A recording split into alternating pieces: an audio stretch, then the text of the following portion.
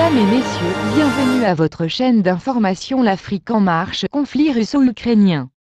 Dans la capitale Kiev, où les habitants qui n'ont pas fui se préparent depuis des jours à un assaut, un calme relatif règne ce mercredi, après des frappes la veille sur la tour de télévision, qui ont fait 5 morts.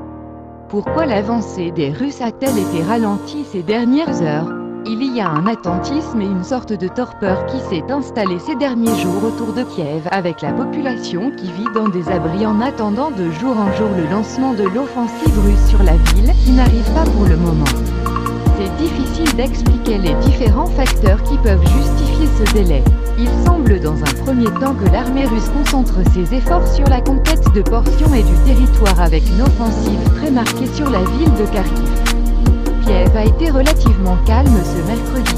L'immense convoi russe de 60 km de long qui se dirigeait vers Kiev est par ailleurs à l'arrêt. Pourquoi? Il est immobilisé à une vingtaine de kilomètres au nord de la capitale. Il est complètement à l'arrêt. Différentes explications surannoncées et sont fournies par le Pentagone et le ministère britannique de la Défense qui ont beaucoup communiqué sur les difficultés logistiques et d'approvisionnement de l'armée russe pour alimenter les véhicules. Cela justifierait en partie ces arrêts.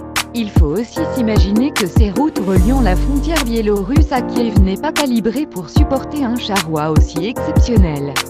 Il y a un problème de fluidité et d'organisation de cette partie de l'armée russe.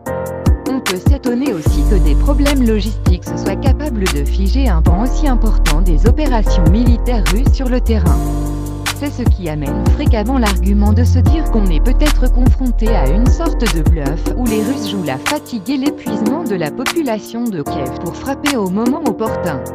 Ils pourraient aussi rallier leur armée nord avec leur armée et une fois que celle-ci aura pris Kharkiv.